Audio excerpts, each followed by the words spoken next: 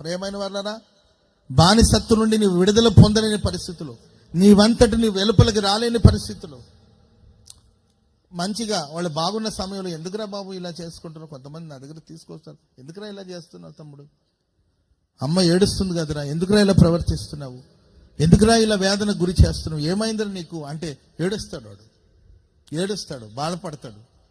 అలా ఇలా ప్రవర్తించాలని నాకు కూడా లేదు, కానీ ఆ సమయం వచ్చేసరికి ఇలా నేను మారిపోతున్నాను, నేను ఎలాగైనా దీనిలో నుండి బయటికి రావాలని ఎంతో ప్రయత్నిస్తున్నాను, కానీ మరలా దాంట్లో కూరుకు వెళ్ళిపోతున్నాను. నా సొంత శక్తి ద్వారా నేను బయటికి రావాలని ప్రయత్నిస్తున్నాను, ఆలోచిస్తున్నాను, అనేకులు సంప్రదిస్తున్నాను, అనేకులు ఆలోచనలు తీసుకుంటున్నాను, ట్రై చేస్తున్నాను, కానీ దీంట్లో నుండి బయటికి రాలేకపోతున్నాను. విడుదల పొందాలనుకుంటున్నాను కానీ విడుదల పొందలేని పరిస్థితులు. అది నాశనకరమైన గుంట, జిగటగల దొంగ ఊబి. ఆ ఊబిలోనికి కావాలని వెళ్ళి పడిపోయిందేం కాదండి, తెలియకుండా ఆ ఊబిలో కూరుకుపోయి బయటికి రాలేని పరిస్థితులు. ఒక ఊబిలో కూరుకుపోయిన వాడు బయటికి రావాలంటే ఎవరో వచ్చి అతను పైకి లేపాలి. ఆ గుంటలో నుండి బయటికి రావాలంటే ఎవరో వచ్చి చెయ్యి చాపి అతను పట్టుకుని బయటికి తీసుకురావాలి. నా అంతటా నేను బయటకు వస్తానంటే అది జరిగే పని కాదు. ఈరోజు చాలా మంది యవనస్తులు రకరకాలమైన కార్యక్రమాలు, రకరకాలమైన పరిస్థితుల్లో పడిపోయి, శరీర సంబంధమైన ప్రేమలో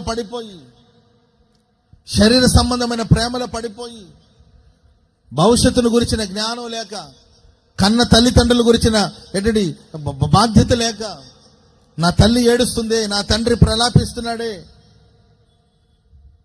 అనేకులుగా మాదిరిగా ఉండవలసిన నేను ఇలా ఎందుకు ప్రవర్తిస్తున్నాను అనే జ్ఞానం లేకుండా ఆ సుఖభోగాలు పడిపోయి చేతులార జీవితాన్ని పాడు చేసుకునే యవనస్తులు ఎందరో ఉన్నారండి. కుటుంబ వ్యవస్థ విచ్ఛిన్నమైపోతుంది. నేను ఈ పాపంలో ఉంటే నా భార్య నాకు గౌరవం ఇస్తుందా, నేను ఈ పాపంలో ఉంటే నా పిల్లలు నాకు రెస్పెక్ట్ ఇస్తారా అనే జ్ఞానం లేకుండా త్రాగుడు వ్యసనాల్లో, ప్యాకాట ఆడే కార్యక్రమాలు, గంజాయి లాంటి కార్యక్రమాల్లో ముడిగి నాశనకరమైన గుంటలోనికి దిగిపోయి చేతులార జీవితాన్ని పాడు చేసుకోవడం ఎందరో ఉన్నారు. నాకు ఒక యజమానుడు ఉన్నాడే, నాకు ఒక భర్త ఉన్నాడే, నాకు 2 పిల్లలు ఉన్నారే, లేకపోతే నాకు 3 పిల్లలు ఉన్నారే, ఈ కుటుంబంలో నేను ఈ కట్టబడి నా యజమానుడికి నేను లోబడి నా పిల్లలకు నేను మాదిరిగా ఉండాలి అనే ఆలోచన ఇంకిత చాలా మంది స్త్రీలకు లేదు.